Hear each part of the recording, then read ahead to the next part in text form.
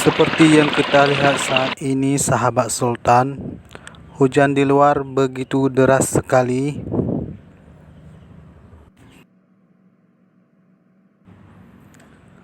Untuk sahabat Sultan, harap berhati-hati dikarenakan bulan ini udah memasuki musim hujan.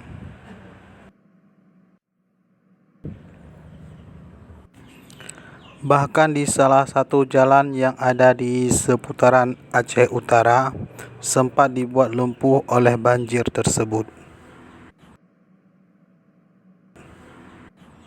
Semua kendaraan yang melintas di jalan tersebut jadi tersendat.